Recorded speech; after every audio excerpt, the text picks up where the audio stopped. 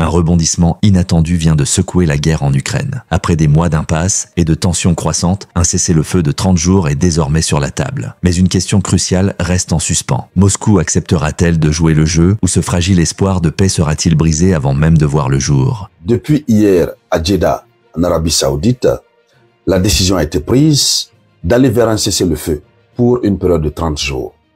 Alors, la délégation américaine et la délégation ukrainienne, les deux parties se sont entendues sur un cessez-le-feu. Et donc, désormais, la balle a été lancée dans le camp de la Russie. Désormais, tous les regards sont braqués sur la Russie. Mais depuis hier, il y a comme une sorte de silence de la part de la Russie. Comme une sorte de silence. En tout cas, pour l'instant, où je suis en train de réaliser la vidéoconférence, il n'y a pas grand-chose qui a été dit par la Russie. Et ce silence de la Russie inquiète énormément l'Amérique. Le président américain Donald Trump n'arrive pas à supporter ce silence. Et ce qui entraîne une réaction spontanée de la part du président américain Donald Trump. Alors, mais il faut dire que la Russie a quand même pris le soin de dire un petit mot par rapport à ce qui s'est passé hier. Mais la Russie n'est pas allée trop dans les détails et le président américain, il n'arrive plus à supporter. Alors, qu'est-ce qu'il dit? Qu'est-ce que la Russie a dit? Qu'est-ce que le président américain dit? C'est de ça que nous allons parler dans le cadre de cette vidéoconférence. Mais comme d'habitude, vous le savez, je vous demande humblement de partager cette vidéoconférence. Il faut la partager au maximum dans tous les groupes. Voilà, c'est la seule chose qui m'encourage, qui me motive. Il faudrait qu'on soit très clair. Alors, après que l'Amérique et l'Ukraine se soient attendus sur un cessez-le-feu de 30 jours, donc un cessez-le-feu temporaire, et il faut le dire d'ailleurs que le contenu du cessez-le-feu n'a pas été donné. Hein. Est-ce que le cessez-le-feu va concerner l'arrêt des hostilités dans les airs, dans les mers, comme cela avait été proposé par l'Ukraine, ou alors ça va être l'arrêt total du conflit, que ce soit dans les airs, dans les mers, à terre? Ils n'ont pas donné. Donc, mais ce qui reste clair, la Russie aurait peut-être déjà reçu la copie de la proposition. Alors, depuis hier, la Russie a dit ceci.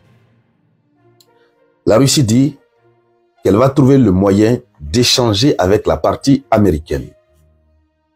Voici ce que la Russie a dit, simplement que possible. Dans les jours à venir, nous trouverons le moyen d'échanger avec la partie américaine. C'est tout à fait normal, il faudrait que la Russie échange avec la partie américaine. Oui, pour qu'on les présente de fond en comble, qu'est-ce qu'ils veulent, etc., etc. On ne peut pas sortir de Jeddah avec un projet de cessez-le-feu et que la Russie accepte automatiquement. Donc, ça, c'est ce que la Russie a dit. Mais l'Amérique s'attendait à ce que la Russie aille au-delà, puisque ça fait la joie un peu partout. Au moins, c'est une première fois, on a déjà un cessez-le-feu en main qui est accepté par le président ukrainien. Alors, voici ce que la Russie a dit. Maintenant, avant d'arriver sur ce que Donald Trump a dit à la suite de son irritation, il faut rappeler quand même que hier, lors de cette fameuse réunion de Jeddah, qui a duré près de 6 heures de temps, les autorités américaines informent quand même aucune discussion n'a porté sur la démission de Volodymyr Zelensky. Puisque s'il y a cessez-le-feu temporaire, ça veut dire que la paix revient temporairement, et du moment où la paix revient temporairement ou définitivement, Zelensky cesse automatiquement d'être chef d'État. Donc, la partie américaine a précisé que, évidemment, ils n'ont pas discuté de la démission de Zelensky. Mais, ce qu'il faut noter, c'est que Zelensky, avec sa posture, il est là pour aider l'Amérique. Tant qu'il est à la tête de l'Ukraine, il va signer tous les accords aveuglement pour satisfaire aux exigences de l'Amérique qui se trouve être aujourd'hui son dernier rempart, son dernier mentor. Oui, puisque l'Europe a tenté, mais l'Europe ne peut pas. Alors, aucune discussion n'a porté sur ça. Maintenant, qu'est-ce que Donald Trump dit? Allons-y dans les profondeurs, mesdames, mesdemoiselles et messieurs. Vérifiez, est-ce que vous avez partagé la vidéoconférence? Est-ce que vous êtes abonné à cette chaîne? Est-ce que vous êtes abonné? Si vous n'êtes pas abonné, veuillez vous abonner. Et veuillez vérifier, est-ce que vous avez activé la cloche de notification? Si tel n'est pas encore le cas, activez la cloche de notification parce que cela vous permet de ne plus rater nos actualités. L'actualité mondiale décortiquée à 180 degrés. Voilà. Parce que ici, on explique l'actualité comme ça se doit. D'abord, on vous donne l'information, ensuite on explique. Alors, qu'est-ce que Donald Trump dit?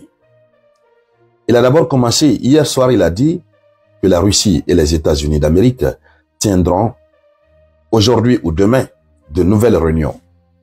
Donc c'est hier 11 mars 2025, c'est là qu'il a fait cette déclaration, il a fait cette annonce pour dire que soit ce soir, à cette soirée, ou aujourd'hui, du moins demain, il y aurait de nouvelles réunions entre la partie russe et la partie américaine. Alors, et voilà. Donc, il a également déclaré qu'il inviterait de nouveau le président ukrainien Zelensky à la Maison Blanche. Premier point.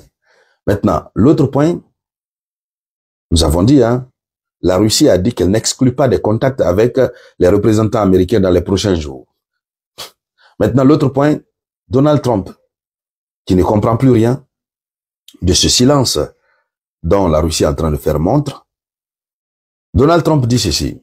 Il dit, si la Russie refuse, nous devrons la sanctionner sans merci. C'est-à-dire, Donald Trump est en train de voir ça comme une foutaise. Si lui se bat pour ramener la paix en Ukraine, et il se bat, il tord la main à Zelensky, et que Zelensky accepte, comment on appelle, Zelensky accepte une trêve, un cessez-le-feu de 30 jours, alors la Russie devrait en faire autant. Donc, il dit que si la Russie refuse, ils vont sanctionner la Russie sans merci. Alors, donc, voici ce qu'il a confirmé et ce qu'il a dit. Mais il a néanmoins confirmé que des responsables américains vont rencontrer les représentants russes dans les prochains jours pour discuter de ce cessez-le-feu. Donc, voici ce que Donald Trump dit. Ça veut dire que Donald Trump brandit la menace de sanctions, il menace la Russie. Voilà, soit la Russie accepte ou on le fait accepter. Mais ce qui reste clair, apparemment, la Russie n'est pas trop d'accord avec ce cessez-le-feu temporaire. La Russie veut de quelque chose qui soit définitive, apparemment. Donc, comment faire pour concilier les deux positions? Parce que la Russie dit qu'elle ne veut pas que ce soit juste un mois. Voilà, elle veut un accord définitif. Ce qui permet de garantir à la Russie que elle n'est plus menacée par l'OTAN, etc., etc.